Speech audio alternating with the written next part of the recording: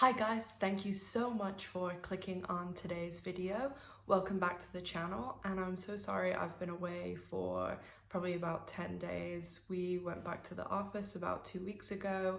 As most of you know, where I live there's no COVID whatsoever, so I've just been really busy with work and some other things.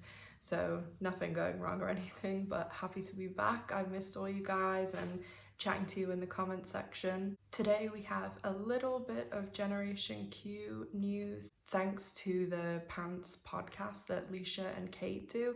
If you haven't listened to it, it really is great. All the back episodes are on any sort of major podcast network thing. I listened to it on the Apple one, and this last episode they had Sarah Shahi, who plays Carmen, and it was just that was my favorite episode so far. It was so funny. It was fantastic. In episode 5, the latest one, they come out every Wednesday, so this was the episode that was just released on Wednesday, and I'm assuming, like most podcasts, they film it, you know, a few weeks in advance, or record it a few weeks in advance, or even a week or so in advance.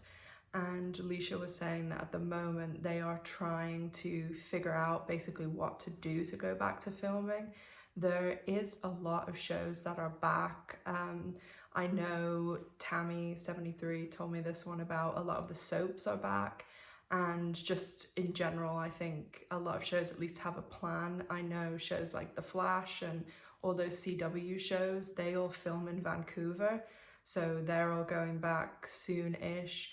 But I don't really know what they're gonna do on a show like The L Word, where it kind of is a lot of intimacy. The soaps in the UK, they went back a few weeks ago to filming, and they kind of have this no kissing rule and nobody getting too close or anything. But with The L Word, that's such like an important part of the show that the only thing I could think of is that they do, I know the cricket team over here did this, and one of the cricket teams that was coming to play from across, like the other country's team and the English team, all stayed at this hotel, and it was like a lockdown, like they couldn't go home in between, you know, the days that the cricket tests were over. So I don't know whether they tried something like that where they all go and stay on location and stay at a hotel, but I'm sure a lot of the younger cast would be up for it. But I'm not too sure about, you know, older cast and writers who have families and lives outside of the show. But I think that it's pretty obvious now that we won't be getting the show anytime in 2020, and probably not in the first half of 2021. The earliest I can see it coming back is, you know, end of summer. Maybe if they go back really soon, the end of spring 2021, but I think that's pretty optimistic. I think we're probably looking at towards full time 2021 is probably the most realistic answer. So I hope that Kate and Leisha keep us updated via the Pants podcast, and I definitely will be listening out for any news and will pass it along to you guys as soon as I hear anything. So on to our episode review of the OG L Word.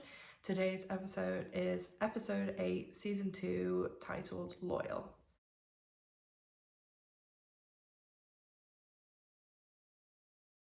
This episode is one of those where not too much happens because it's setting up all the storylines for next episode, because as we know, there's a lot that goes down next episode.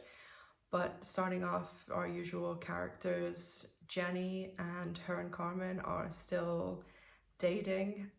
Jenny has a new writing assignment from her teacher, who's played by Sandra Bernhard, and it's to interview Burr Connors, who's like this action star from, it looks like, the 1980s. And he ends up firing Jenny, being a ghostwriter for him for his memoir. And as we go on to learn, he is obviously a huge closet case. This scene always makes me think about how you are constantly like coming out throughout your whole life. I mean, obviously now it's different. I'm so comfortable with it, and it's just, it's a lot different even in this society too. People are a lot more accepting than they were even when this episode premiered in the mid-2000s. And over the last 12 years that I've been out, like, you know, I've been in university, I had a number of jobs, and every time when you start, you do go through that. I always like to drop the pronoun first before having the whole, by the way, I'm gay. So I'll be like, oh, my girlfriend or ex-girlfriend, and people normally pick up on that. But some people, I think they hear like my accent and think, oh, an American person, maybe they're saying girlfriend like friend. But now people a lot more are like, oh, okay, they must be gay. But it is still, you know, you don't know what people are like in their private home or what they're like in their private life, and they could be a giant homophobe. So every time you are coming out, you are taking that kind of risk about how that person will react to you. And thankfully now we do live in a world where people are a lot more accepting, and it is, I don't want to say it's more common to be gay, but it's more common to be out. And you know, even 20-30 years ago, like, people just lived closeted lives, or they just repressed their feelings. And the few people who did come out, them coming out and them fighting for our rights and everything should not be forgotten, even though it is a lot more comfortable today. And we can't forget that we've still got progress to make. Shane in this episode is an absolute wreck. Like, she obviously has feelings for Carmen. She ends up going into confession, and it's just, yeah, Shane is a mess. And she stopped working for Veronica Bloom, and you know, Carmen obviously still has feelings for her, but is seeing Jenny and this whole thing. And then Mark is in the house videoing everyone like an absolute creep. The last scene in this episode, though, shows me what could have happened with Mark, because when they all go to Bette's house and Mark's like, oh, let me call the pizza, like, I feel so honored to be here with my friends. The Mark character was kind of forced into the show. Showtime said to Eileen Chaikin, you need to add a straight male character so that straight women who watch the show can, you know, find someone attractive, and that straight men who watch the show can have someone to relate to. And Showtime actually wanted this straight male character to have an affair or hook up with one of the lesbians on the show. And thankfully Eileen Chaikin was like, okay, we'll take the straight male on the show, but we're not doing that. So that's good.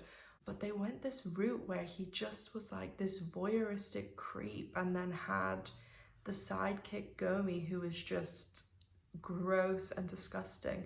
So I don't know why they went that route and made the only straight male character such a creep, when they could have had him, I don't know, not necessarily be part of the group, but just be one of their friends, or like Bette's neighbor that she's friends with. And it just was so bizarre they went this route. And then the storyline wasn't even that great. It was kind of a mess. And it totally makes sense for them to have a straight male friend or someone they interact with, or it didn't even need to be a friend. Like, it could have been someone's brother or a cousin or a relation somehow. Because I mean, I interact with plenty of straight males. I have loads of straight men who are friends. I probably have more straight male friends than lesbian friends. So I just never understood why they went this way with that storyline. But anyway, Alice and Dana are obviously deep in their rainbows and kittens part of their relationship, super in love, but that is quickly gonna go to the wayside, because Gabby DeVoe, Alice's ex, and Laura, the sous chef, Dana's ex, are together and introduced in this episode again. I did really like the character of Laura, but I really hated what happened with Alice, Dana, and her, and I feel like Alice really got shafted. Like, Alice is one of my favorite characters, and I just didn't like how she was kind of done dirty that way. And with especially their romantic storyline, I feel like they just hit fast forward, and they gave them what, like 2 halves of one episode where everything's great and they're in love and, you know, they're really into each other, and then just created difficulties for them. Like, I don't get it. I wish we could have had a little more time with positive Dana and Alice. And of course, finishing off with our favourites, my favourites, Bette and Tina, and unfortunately the third wheel at the moment, Helena. And Helena is very much inserting herself into not only Tina's life but Bette's. She's come on the board at the CAC, and she also is moving to LA and house hunting. And she is very much trying to give the impression that her and Tina are moving in together. And Tina is like, well, we're not moving in together. You're moving here, and you know, I might come and stay a few nights, but I'm not moving in. And Bette also meets Winnie, Helena's ex, in this episode, and gives Bette some very good advice on how to deal with Helena, and saying how she'll bait you and like want a reaction out of you, and the best thing you can do is just not rise to it. And I find that is the case with a lot of people. If I have people, especially at work, I work in a very, very male dominated field, and if you were to take out the women who work in HR and marketing, I'd say maybe 10% of like my field is women. Like there's hardly any. And I find the best way to deal with work, anything like that, is to kill them with kindness, like not rise to them, you know, and just keep going. And then you're not doing anything that can be faulted, you know. They don't have anything on you in a sort of way. So kill them with kindness, don't rise to them. That's my advice. And Bette does take this advice, and you can kind of see Helena being like, oh, like getting a bit annoyed. Bette in this episode comes off very well. I absolutely love her outfit too. It's very like what I try to copy to wear to work, stuff like that, where she has like the big necklace piece and those like really crisp collared shirts and the like nice pantsuits and stuff.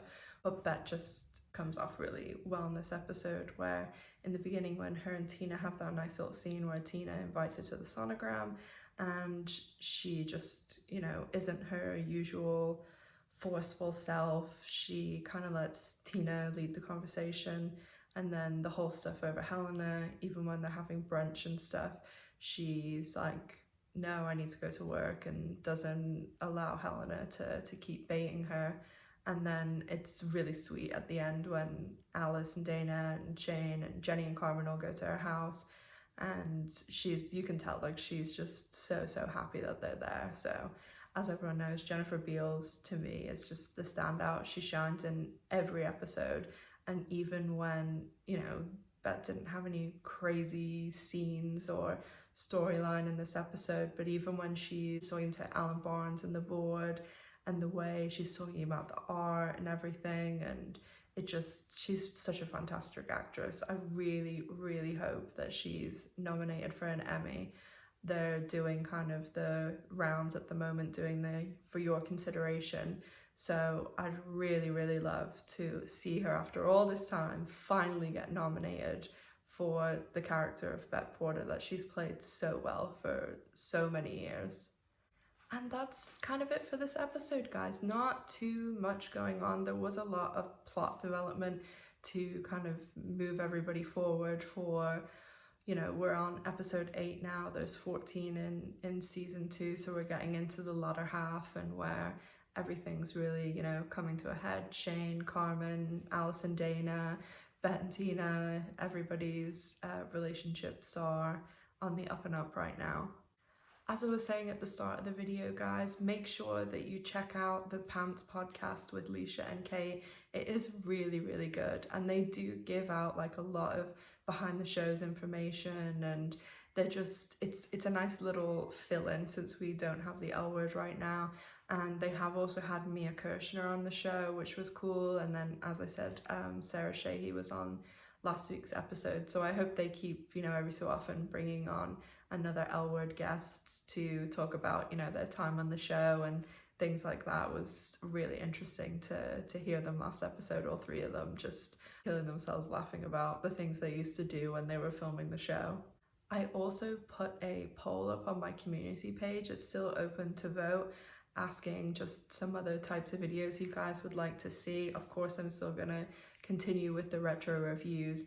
It's just that obviously we're not going to have the show coming back anytime soon, when I thought the show would be back at the end of the year. So I wanted to branch out and do some other things on the channel.